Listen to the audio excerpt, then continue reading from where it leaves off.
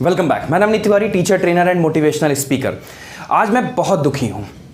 आज मैं देश के एजुकेशन सिस्टम के ऊपर बात करने वाला हूँ। आप हैरान हो जाओगे, आपको ऐसी ऐसी बातें पता चलेंगी। अगर हिम्मत है तो वीडियो को एंड तक देखिएगा। आपको पता है, एसोचैम की रिपोर्ट के मुताबिक 93% इंडियन स्टूडेंट्स या तो फिर अनएम्प्लॉयड हैं या अंडर एम्प्लॉयड हैं। यानी पढ़े लिखे तो हैं लेकिन उनको जॉब नहीं मिल रही है, और अगर जॉब मिल रही है तो उनको उनके स्किल के अकॉर्डिंग नहीं मिल रही है, जिसकी वजह से उनको छोटी सैलरी पर काम करना पड़ता है। ASER की रिपोर्ट के मुताबिक हमारे देश के 83% एजुकेटेड लोग एम्प्लॉयबल ही नहीं है, यानी जॉब करने योग्य ही नहीं है। कितने दुर्भाग्य की बात है कि जर्मनी के कार ड्राइवर की भी सैलरी हमारे देश के इंजीनियर से 5 गुना ज़्यादा अच्छी है। हमारे देश में अगर प्यून की वैकेंसी आती है तो उसके लिए भी इंजीनियर्स और PhD होल्डर्स अप्लाई करते हैं। और इतना ही नहीं ना जी ना, PhD होल्डर्स अगर अप्लाई भी करते हैं तो उस PhD होल्डर को प्यून बनने के लिए भी 5 से 10 लाख रुपए घूस देना पड़ता है। हमारे देश के यूथ का लिटरेसी रेट 92% है। कमाल है ना जी। इसके लिए हमें खुश होना चाहिए, गर्व महसूस करना चाहिए। तो मैं आज इस वीडियो के माध्यम से आपको बता देना चाहता हूं कि लिटरेसी रेट का मतलब क्या होता है। लिटरेसी रेट का सिर्फ इतना मतलब होता है कि हम लिख सकते हैं, पढ़ सकते हैं और चीज़ों को समझ सकते हैं। यानी a person who is able to read, write and understand. हम कुछ इन्वेंट नहीं कर सकते हैं। हमारे देश का लिटरेसी रेट 92% है, स्किल्ड रेट नहीं है। हमारे देश में जो बच्चे पढ़ रहे हैं वो बड़े होकर के पढ़ लिख करके सिर्फ पढ़े लिखे मजदूर बन रहे हैं, पढ़े लिखे मालिक नहीं बन रहे हैं। यही बच्चे जब भविष्य में आगे निकलेंगे तो उनको जॉब के लिए दर दर भटकना पड़ेगा, और अगर जॉब नहीं मिली तो सुसाइड करना पड़ेगा। कारण जानते हैं आप? पता है आपको कारण है हमारे देश का एजुकेशन सिस्टम। मैं बहुत क्रोधित हूं, आज कड़वा ही बोलूंगा। मैं 2010 में CBSE बोर्ड से क्लास 10 पास किया, और मैथमेटिक्स की बुक में मैंने जिन क्वेश्चंस को, जिन एग्जाम्पल्स को मैंने जिन पेज नंबर्स पे पढ़ा, आज 2020 में सेम उसी बुक में सेम क्वेश्चन, सेम एग्जाम्पल उसी पेज नंबर पे मौजूद हैं। ये तारीफ की बात है। इसके लिए हमें गर्व महसूस करना चाहिए। मैं ही नहीं, मेरे से 10 साल जो सीनियर हैं वो भी उस बुक को अगर देखते हैं तो खुश हो जाते हैं कि वाह भाई वाह, यही सेम बुक मैंने पढ़ी थी, यही सेम क्वेश्चन, यही सेम एग्जाम्पल इसी पेज नंबर पे मौजूद थे। इसके लिए हमें गर्व महसूस होना चाहिए या नहीं होना चाहिए? आप सोचिए, क्या पिछले 20-25 सालों में मैथमेटिक्स में, साइंस में कोई भी नई डिस्कवरी नहीं हुई? क्या कोई भी इन्वेंशन नहीं हुआ? आज दुनिया मंगल ग्रह को छोड़ करके सूर्य पर जाने की तैयारी कर रही है, और हमारा देश का एजुकेशन सिस्टम यह सिद्ध करने में लगा हुआ है कि हमारा अकबर महान था या शैतान था। मैं नहीं जानता ये वीडियो कितने लोग तक जाने वाला है। मैं बस इतना चाहता हूं कि अगर एक भी बंदा इस वीडियो को देखे तो उसकी अंतरात्मा जाग उठे, वो प्रण कर ले कि हमें अब इस एजुकेशन सिस्टम को बदल के रहना। आप सिस्टम में नहीं हो, आप कुछ कर नहीं सकते, लेकिन आप इस वीडियो को ट्रेंडिंग बना सकते हो, जिससे कि ये वीडियो सरकार तक पहुंचे और आपकी आवाज इस वीडियो के माध्यम से उनको सुनाई दे सके।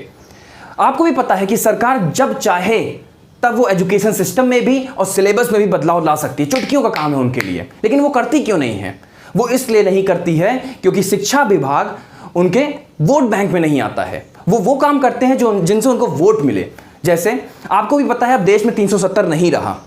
क्यों नहीं रहा? क्योंकि वो आपकी मांग थी। आपको भी पता है कि अयोध्या मंदिर पर फैसला आ चुका है। क्यों आया? क्योंकि वो आपकी मांग थी। जिस दिन इसी तरह से उनको यह पता चल गया कि अब जनता जागरूक हो चुकी है और वो अब एजुकेशन सिस्टम के ऊपर वोट देती है, अब वो चाहती है कि जो सरकार अच्छा एजुकेशन सिस्टम लेकर आएगी, एडवांस एजुकेशन सिस्टम लेकर आएगी, हम उसे वोट देंगे, तो सरकार रातों रात सब कुछ बदलना शुरू कर देगी। आपको पता भी नहीं चलेगा कि कब आपका एजुकेशन सिस्टम अमेरिका को टक्कर दे रहा है। आपको पता है कि विदेशों में पढ़ाई कैसे होती है? देखना चाहते हैं आप? इस वीडियो को देखिए। I will close my eyes. I don't want to see this. So please be very quiet. I almost didn't sleep all night. 3, 2, 1, 0.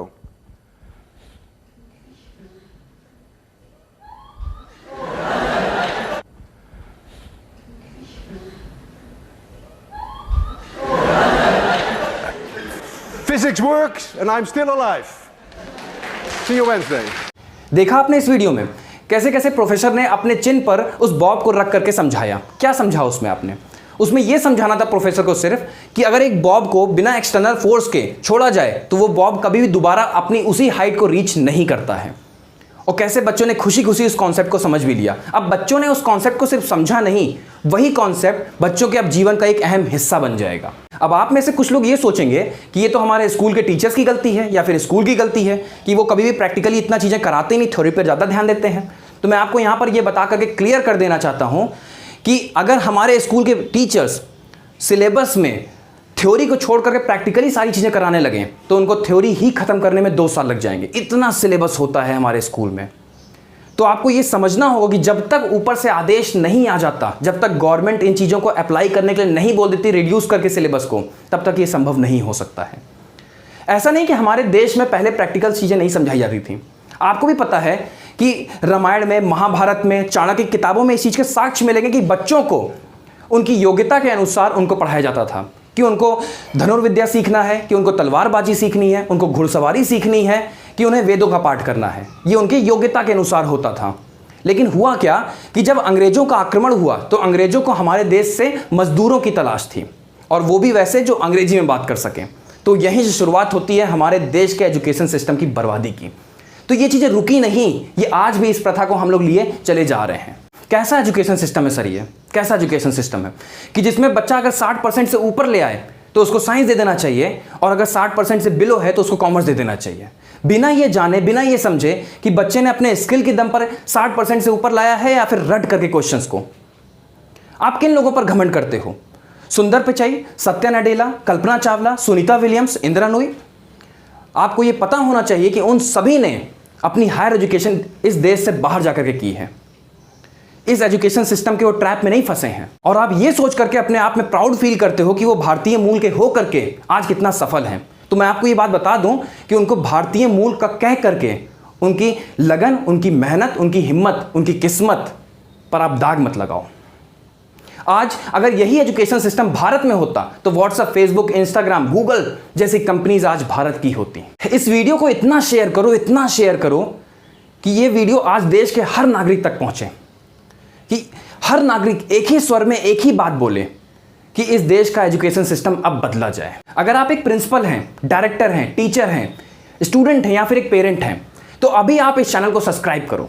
मैं इस चैनल को बहुत बड़ा बनाना चाहता हूं कि एजुकेशन सिस्टम से जुड़ी हर बातें हम इस चैनल के माध्यम से सरकार तक पहुंचा सकें। Thank you so much.